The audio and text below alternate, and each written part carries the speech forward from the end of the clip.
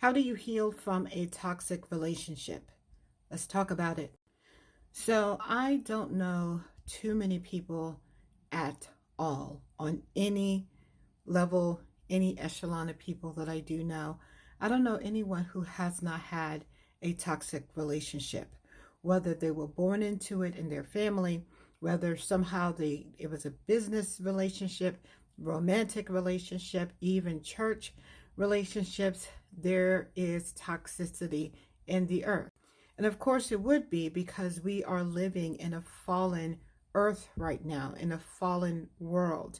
There is sin that abounds, but the Bible says where sin abounds, grace doth more abounds. So, a toxic relationship can be defined as a relationship that really harms an individual within it.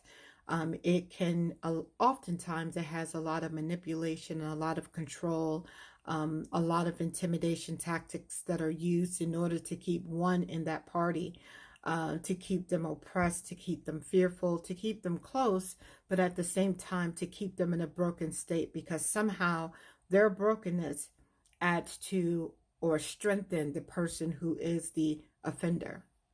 Other examples are emotional abuse, constant negativity.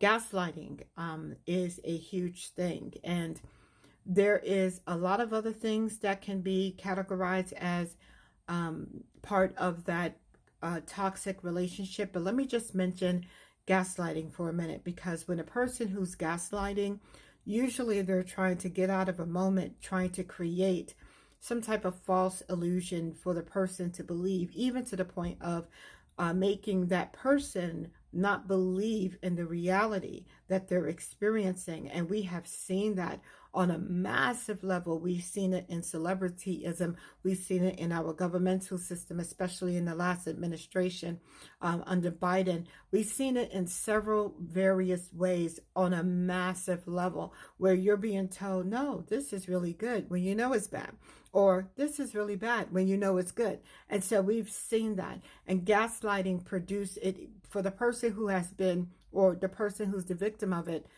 It causes you to question yourself. It causes you to not believe in yourself. It causes you to be controllable, because now, being that you no longer depend or rely or believe in yourself, now you have to believe in the person who's gaslighting you.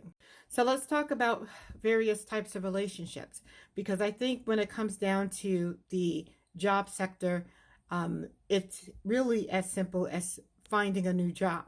That may not be always the easiest thing, and I certainly have experience in that arena when I was in corporate America.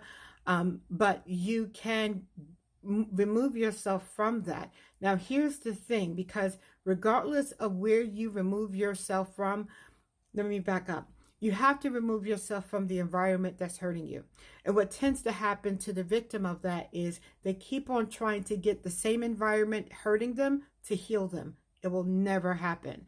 Whether it's you are in a romantic relationship, whether it's a family relationship, whether it's a friendship, whatever the case may be, oftentimes a person who is a victim of this, of a toxic relationship, they look for ways to stay, but at the same time, they want the person who's hurting them to heal them. Won't happen. Run. Get out. Let this be your confirmation.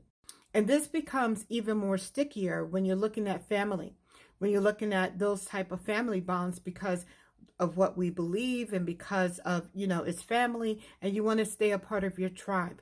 But what do you do when your tribe is toxic? What do you do when your tribe tears you down, gaslights you, diminishes you, and then the next thing you know, it's difficult for you to function because you have been so emotionally or mentally abused? And here's the thing. If you broke your leg right now, you would go to the hospital, they will put you in a cast. Anybody who's seen that cast know, oh, he's been hurt. Oh, let me stay away from the leg. Oh, I know they're in pain, so there's some type of support there, right? Support, immediate or personal support by way of the cast that's holding your leg and making sure that your bones are in place to heal properly. There's also external support because people see that cast and they understand, ooh, let me, something happened to them. But they don't see that when you're emotionally abused, which makes it worse, right? They don't see that when you're psychologically abused, and so they're not going to see it. Other people are not going to see it. You're going to look for other people to try to heal you. It won't happen.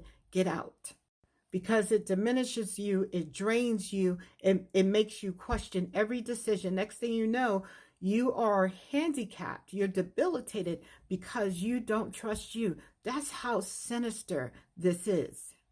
And the people who's causing it, the environment that's causing it, I'm emphasizing this because a lot of people, like back in the day, when we were looking at abusive relationships between husband and wife, and oftentimes people would say, well, just leave the husband, and they didn't understand why she would stay. Because in that relationship, when you're so damaged, you want the person who hurt you to heal you. If they're just not going to happen. So that vicious cycle continues on and on. So let's talk about how to get out of stuff like that. So the first thing is to seek God's wisdom in prayer. The Bible says in the book of James chapter 1 that if anyone lacks wisdom, they can go to God and he will give it to them generously. You need that wisdom because you're not in a place where you want to be. You want to get stronger. You want to be able to trust yourself again. You want to be able to grow again. And so the first great place to start is God in prayer. Number 2, and this is important, seek support. Remember when we talked about that leg being in a cast? The reason why that leg can grow properly is because it has a cast. It has support to help it to grow properly.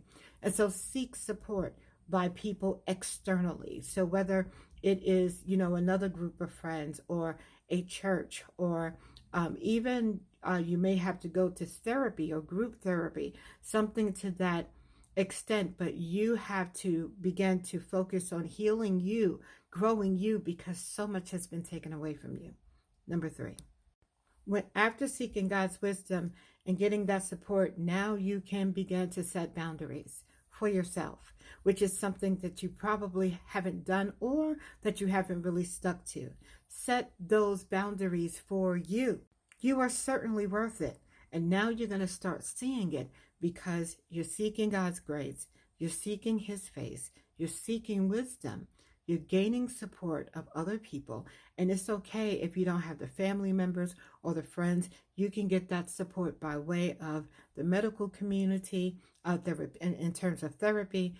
There's also other groups of people that are experiencing situations that's comparable to yours. So you're not alone. That's what the person who's victimizing you, they want you to believe that you cannot do it. But you can. The Bible says you can do all things through Christ who strengthens you.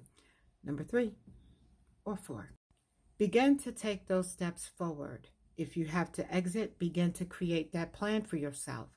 And it's okay. You have to be okay. You can't be good to your children. You can't be good in your job. You can't be good to anything or anyone if you're not good to yourself. And it's time for you to make those steps, to make those small wins. Start small so that you can celebrate those wins, because that's going to help build you. Listen, it has been oftentimes decades that your self-esteem and your self-concepts have been completely distorted. And now you have to begin to rebuild that so that you could be strong enough to make the right decisions and set the right boundaries, healthy boundaries for you. So I hope this has been helpful to someone. I hope this has put some clarity somewhere. If it has been helpful, if you agree, or if there's another step, drop it in the comments. I would love to hear from you. While you're at it, don't forget to like, share, and also follow me. God bless you.